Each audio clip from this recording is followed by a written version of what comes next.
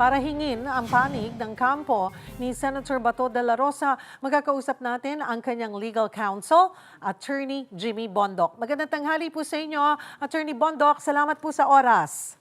Magandang tanghali po, Ma'am Cheryl, at karangalan po. Attorney, unahin ko na po yung reaksyon. Ano po ang reaksyon ng inyong kampo dito nga sa kautusan ng DOJ na arestuhin na ng PNP at NBI si Senator Bato de la Rosa?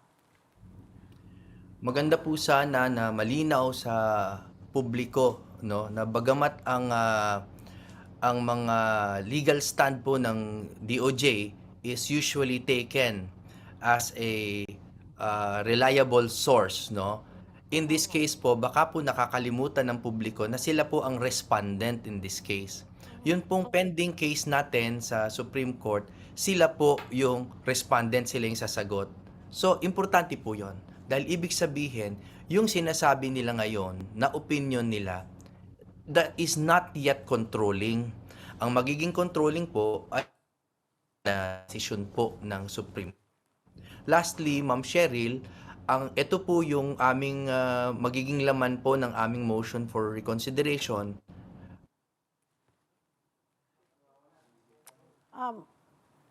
Attorney Jimmy, sorry po.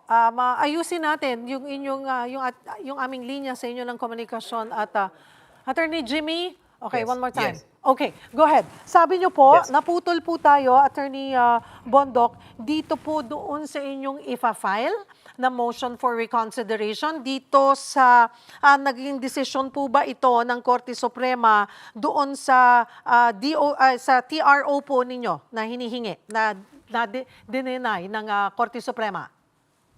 Opo, bagamat wala pa kaming natatanggap na kopya ng order kasi sa Monday pa po yan, nag-press briefer na po ang Supreme Court at sa nilalaman ng kanilang desisyon. So, pinaghahandaan po namin yung aming motion for reconsideration upang maipakita po sana sa mga kinauukulan na meron na pong bagong dahilan kung bakit sana mapagbigyan po yung request ng aming client na mag-issue ng TRO dahil DOJ na po mismo ang nagsabi that the arrest warrant is enforceable. And sa amin pong pananaw, they cannot unilaterally declare the arrest warrant enforceable without it going through the proper scrutiny of the courts. So local court pa rin, yun pa rin ang igigiit po na dapat ay may utos po ng local courts. Opo, kung susuriin niyo po ang lahat po ng constitutional democracies, tingnan niyo po ang lahat ng bansa na meron pong kaugnayan sa ICC or to similar bodies, lahat po dumadaan sa kanilang competent judicial authority na domestic. Nakausap niyo na po ba ang sinabi ni Senator Bato dito matapos nga itong pinakahuling development, Attorney Jimmy? Ano po yung kanyang reaksyon sa kautusan nga ng DOJ at sa desisyon din ng Korte Suprema na i-deny nga ang hinihingi ninyong TRO? Sana po maniwala ang taong bayan na siguro po dahil sa pagmamahal sa amin ni Senator Bato at sa kanyang military strategy experience, hindi po talaga kami nagkakaroon ng komunikasyon. Pero lahat naman po ng aming legal remedies ay napredict na namin, no? Kami po ay scenario building na nung magkasama pa kami sa Senado. So paano po yun, Attorney Jimmy? Ngayon ang daming legal matters na inaasikaso nyo dahil kayo ngayon nga yung legal team ni Senator Bato na wala siya doon sa pagdidesisyon kung hindi nyo po siya nakakausap. Opo, ang maganda po dito siguro, the silver lining here, is that this is a purely legal and almost academic matter, no? Kasi po yung sitwasyon ni Bato ay hindi naman komplikado. Ito po ay isang Filipino citizen na gustong arestuhin ng kanyang kapwa Pilipino batay sa isang banyaga na or malayo na batas na hindi naman tayo sinasaklaw. So, wala na po kaming kailangang i-confer pa for now, kay Senator Bato dahil all the facts are clear. Ang diskusyon is purely difficult questions of law na sa palagay namin ay kaya naman pong suriin at desisyonan ng mahal nating Korte Suprema. Yung pong walang komunikasyon o hindi na pakikipag-communicate for now, ano po, ni Senator Bato, was this something that was discussed before po nagkahiwa-hiwalay kayo na ganito dapat, it's best, or mula sa punto de vista po ng isang lawyer, ay talagang yun yung pinaka-safe, na wala munang komunikasyon? Well, the situation of Bato may not be too complicated, but it is definitely unique, no? Mhm, It is a mhm. unique situation at wala kaming pinag-uusapan na ganyan dahil puro legal remedies lang ang lagi namin pinag-uusapan. Uulitin ko lang, Ma'am Cheryl, yung pagdating po niya sa Senado nung araw na yun, wala po kami talagang alam dyan. Mhm, At mhm, pati po yung pag-alis niya, wala din kaming alam.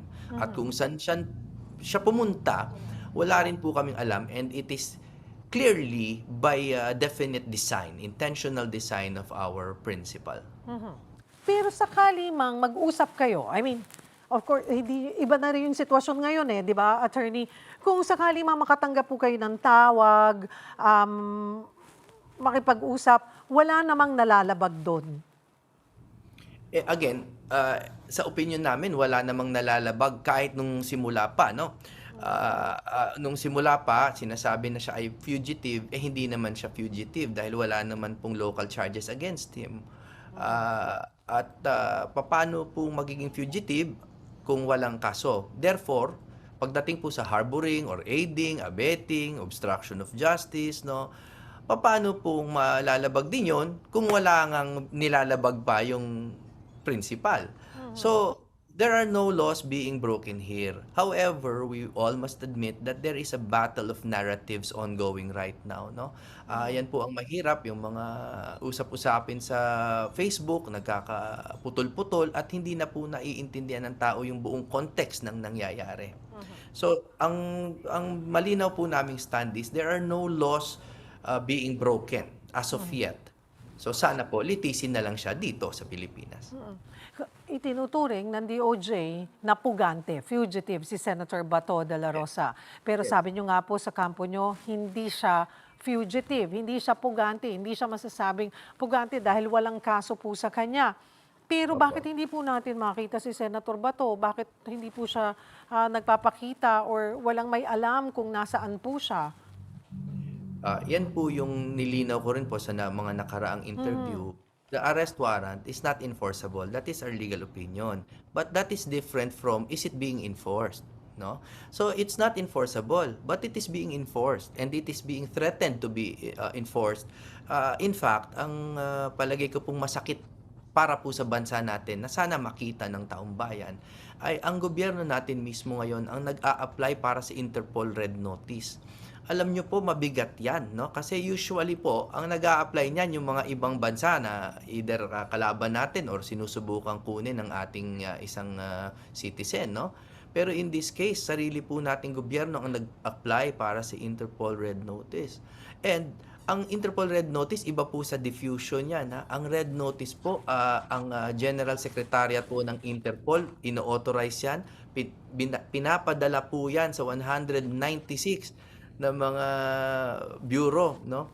All across the world. So ibig sabihin kahit saan po pumunta si Senator Bato, they have officially authorized the arrest and capture of Senator Bato anywhere in the world na hindi pa na-establish kung ano po bang batas ang naghahari dito sa issue na ito.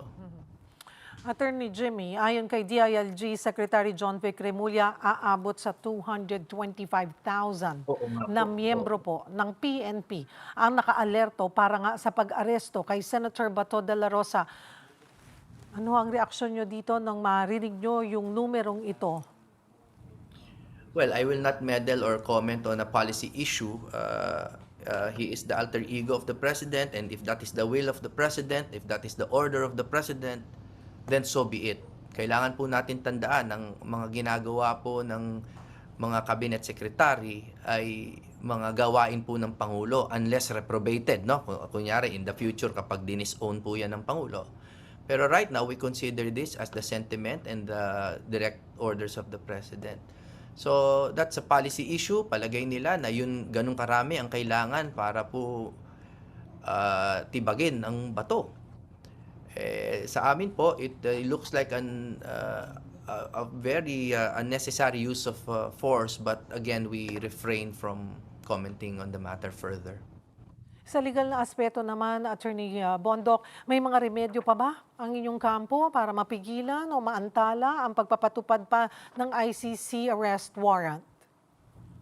Well, again, this is sub judice, so hindi kami makapagkomento masyado. We really do respect the Supreme Court. In fact, minsan nasasaktan na po kami na may mga tao po sa kampo namin na parang pinipigilan na kami magpa-interview. At tama naman sila. Hindi naman kami dapat masyado nang nagsasalita tungkol dito.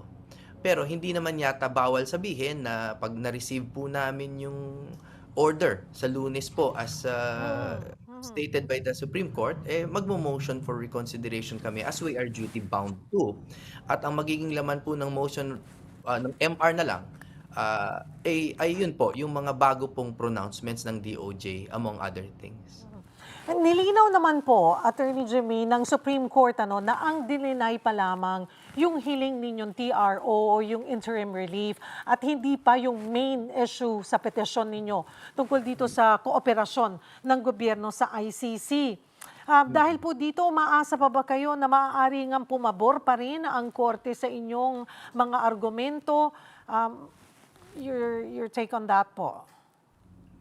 Kami po ni Bato nung sa maiksing panahon na nagsama kami sa Senado, lagi pong Holy Spirit ang aming dasal, no, come Holy Spirit. And hindi ko po dapat itago yun sa inyo. Dahil kung meron pong masamang sinasabi tungkol kay Bato, hayaan nyo po na magsabi rin ako ng mabuti ukol kay Bato na talagang kailangan lang i-exhaust namin yung legal remedies but always in prayer. So, bagamat I cannot predict the actuations of the Honorable Court, ang ginagawa namin is ginagawa po namin lahat ng argumento na sana lumipad, pero kailangan po namin sana po ng patnubay ng sa taas. Hanggang saan po kaya yung magagawa ng Korte Suprema kung nagpapatuloy na yung enforcement efforts po ng pamahalaan? Hangga't nandito pa si Bato, malakas po ang mga salita ng Korte Suprema. Kaya nga po kami lumalapit po at dumudulog sa kanila. Kasi hangga't narito si Bato, malakas po ang Korte Suprema. Hangga't nung naririto pa si PRRD, malakas ang Korte Suprema. Ang delikado po nga ay kapag nakuha na ng ibang kapangyarihan, ibang bayan. Wala na po. Sinasabi naman po ng DOJ na may sapat na due process sa Pilipinas at sa ICC.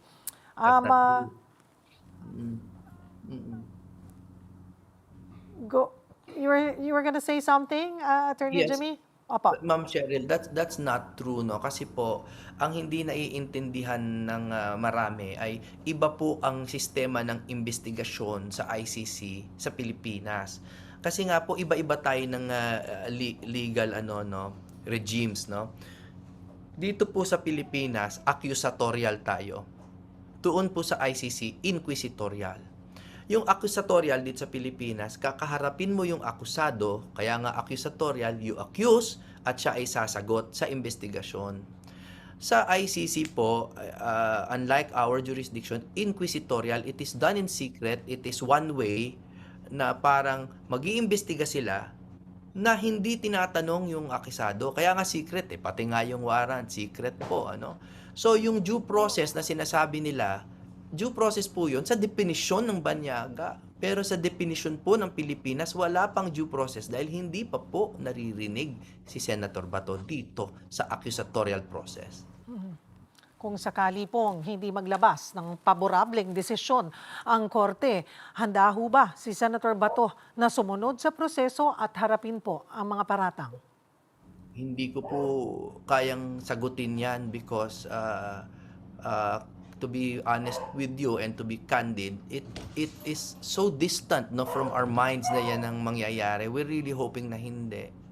Kasi po, ang desisyon na yan essentially will be stating that the executive, pagdating po sa foreign warrants, ay hindi na po kailangang dumaan sa patnubay ng korte. Para sa amin po, unimaginable na magkakaroon. Although, again, posible naman lagi yan dahil kami naman po ay hindi Korte Suprema.